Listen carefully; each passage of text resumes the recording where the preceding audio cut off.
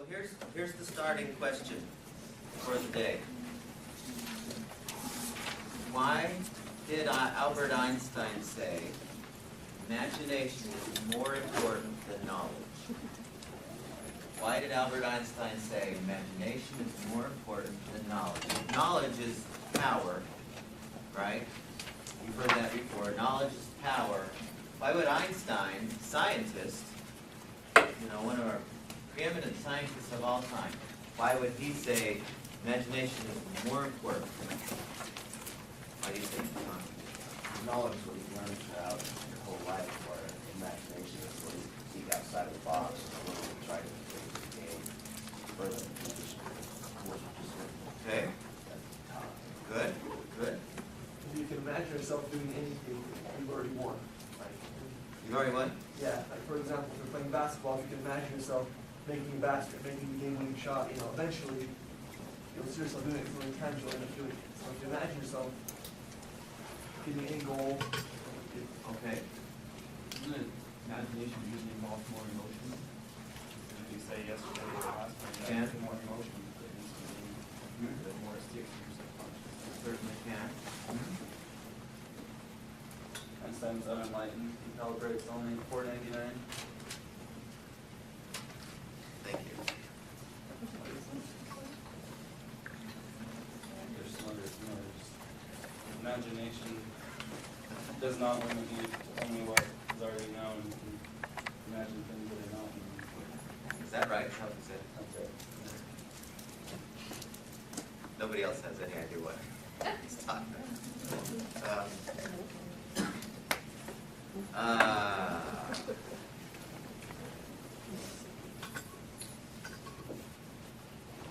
All of these ideas that you mentioned are accurate. They're the only limits that you can really place on your imagination are the ones you put on yourself. So literally, you could imagine anything you want to. I mean, imagine yourself sitting on Mars. Okay, you could imagine it. It's not very likely, but you could imagine it. It's not very likely that it would become a reality physically, but you can at least imagine that. You can imagine yourself, flying. It's not very likely that you will fly, but the point is you can imagine that. Now, if you look at the most successful people, Walt Disney, his comment was, if I hadn't have seen it in my mind, I'm paraphrasing, if I hadn't have seen it in my mind, the world wouldn't have seen it on the earth. Disney. Bill Gates. Apparently he was really, he felt the same way, that all of the creations that have come started first in the mind. Stephen Covey said, all things are created twice. And what does that mean? All things are created twice.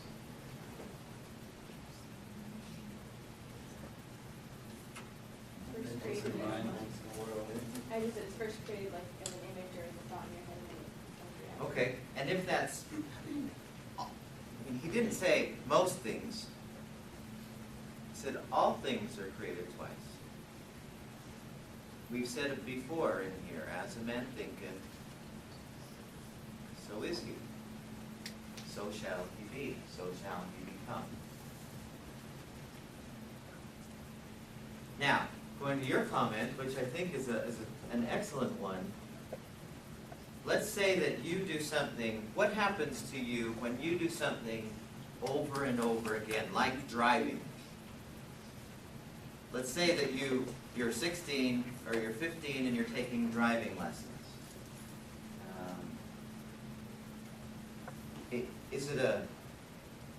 How's your confidence level? Or let's use an even better one. Any skiers in here? Snow skiers? Not the boarding, but the real skiing.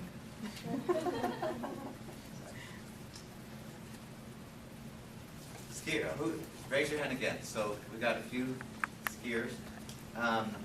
Kimberly, do you remember your first day skiing? Remember it well?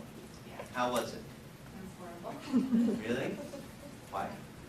Because I kept falling, my skis kept getting within each other, and I kept getting off the Crossing. lift and falling down. That's how we all did, right? Except for the boarders, who they just do it. You don't have to, what? First day at substitute. It does? Yeah. Any of you in here now, would you say, well, I'm an expert skier? If they asked you, would you say, yeah, I don't have to think about skiing when I ski? Is that the case for any of you? Michelle? Yeah. You don't have to consciously go, okay, turn, get your hips going and get your, lean into it. You just, it happens, right? Now, you became good at skiing by practicing skiing, and as you practice skiing, your confidence grows.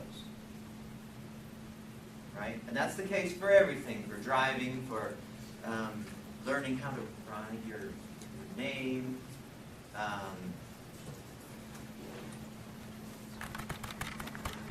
Play a little kickball in here. I forgot my ball and my candy for my next class. Okay. We can look at that with any skill that we've learned, and the more we practice it, the more we gain confidence in that thing, right? I mean, that's, no kidding. Well, what the people who've written about the subconscious mind say is this. Your subconscious mind does not know the difference between an imagined something and an experienced something, as far as it sensing that you're actually doing it. It does not know the difference between an imagined doing it and a physically doing it. As far as it's concerned, it's the same thing. But your conscious mind can. And Yes. does the level of your conscious mind being willing to let your unconscious accept it, does that play into effect? Certainly does. And that's why we don't immediately, when we do something in our mind, gain perfect confidence. Because our conscious mind's still in the act, going, wait a second, I don't know. And because we say, well, I don't know, then we still have that tentativeness with whatever it is. But nonetheless, whenever we visualize something clearly over and over and over in our minds, we create the same habits or the same grooves that we've talked about before, as if we actually did them. And so our confidence in the thing grows, our ability to do that thing grows, and it's like an upward spiral in the direction of what we want to become good at, what we want to master.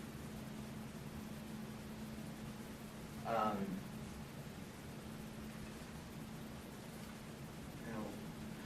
let's see, I'm trying to think. When we were in the stress class, we used this process primarily for turning off the stress response. Remember this? We did what we called guided imageries. We got you relaxed, and then what did we do? Those of you who were in the stress class, what was the essence of a guided imagery? In other words, a guided visualization, a guided mental movie that you create. What was the essence of the ones? Like we did the one called the Mountain Lake guided imagery. What was the science behind that, based on what we just talked about? Do you remember that? Who was in, Stephanie, you remember doing the guided imagery? Who else was in there who did it? When I guided you through that guided imagery, what did I have you imagine in your mind? Yeah, I said, okay, now you're in this mountain. place, and it's really peaceful, and you're happy to be there, and visualize this.